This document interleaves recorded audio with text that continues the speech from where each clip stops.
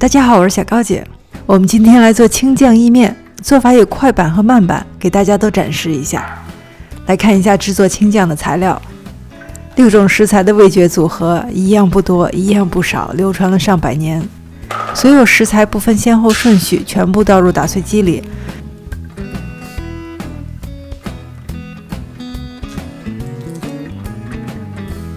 这个是洗干净、甩干水分的罗勒叶。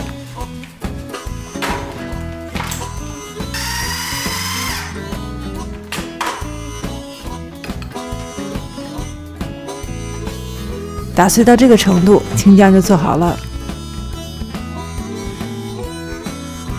水烧开，锅里放一撮盐，下入意大利面条。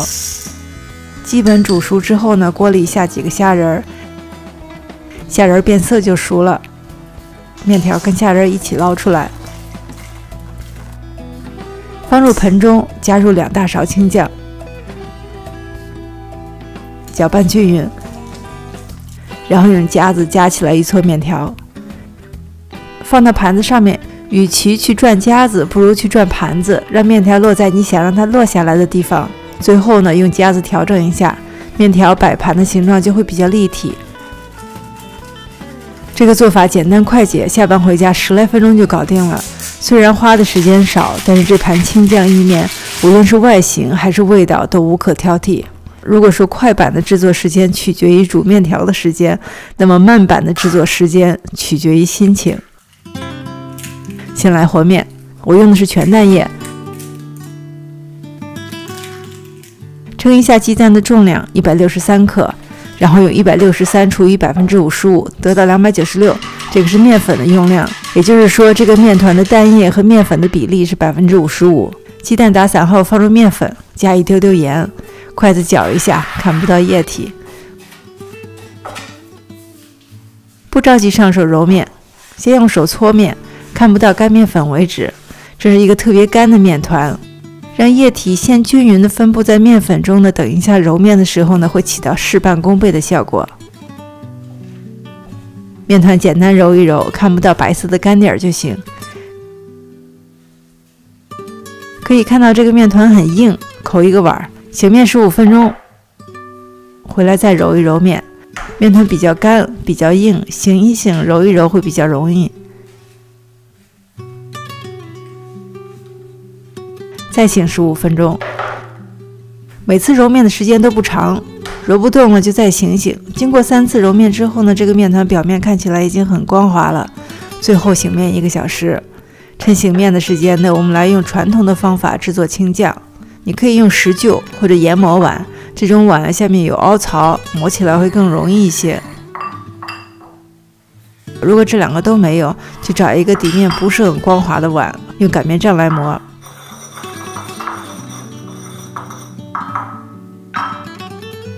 手工研磨呢，要注意放入食材的顺序，先放蒜，捣碎，放入盐，研磨成蒜泥，放入松子。生的松子就很好吃啊，你不需要把松子烤熟，也是先捣碎后研磨。放入罗勒叶和干奶酪，干奶酪的颗粒可以让叶子磨得更快一点。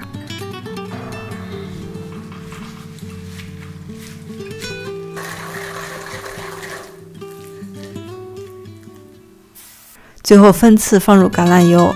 磨的过程中呢，香味会释放出来，特别好闻，而且特别刺激食欲。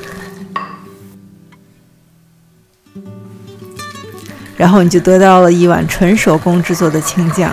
跟机器制作的青酱相比呢，它的颗粒更细一点，手工青酱的乳化更加充分。整体来说呢，它的味道会更加浓郁，口感会更加顺滑一点。手擀面以前做过，我们来复习一下要领。先用手压平。擀面杖从中间向周围擀开，擀平之后呢，就可以卷起来了。这个时候，从中间把面饼向2边推开，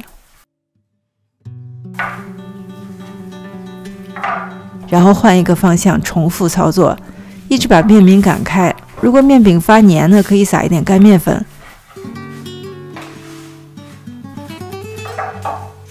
大概到这个大小程度的时候呢，就不再从中间擀面了，而是只在擀面杖的两边擀面。中间的面饼呢，会利用擀面杖的弧度和面团本身的延展性而被擀开，这样可以避免面饼中间起大泡。你看啊，擀好的面饼是平平整整的，擀到这个薄厚程度就可以了。切面条之前撒上足够的干面粉，面饼卷在擀面杖上，借助擀面杖把面饼摞起来。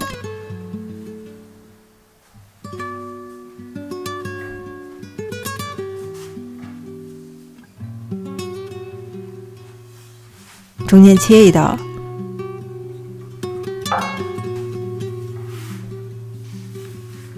然后切出你想要的宽度。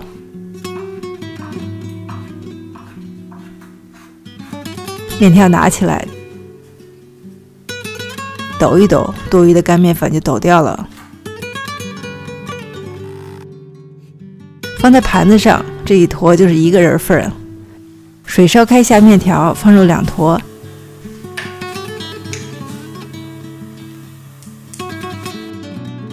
另外起一个锅来煎虾仁儿，手擀面1-2分钟就煮熟了，你的动作要快。油烧热后呢，放入虾仁儿，撒上足够的盐和黑胡椒。底面上色之后呢，翻面。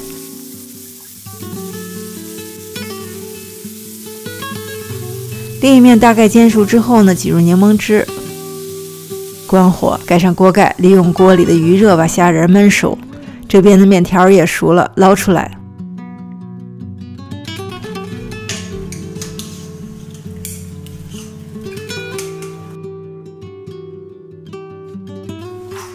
拌上青酱，夹子夹起，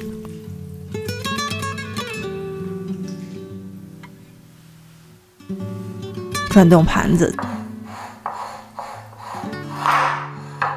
最后调整。虾仁的火候也是刚刚好。干奶酪。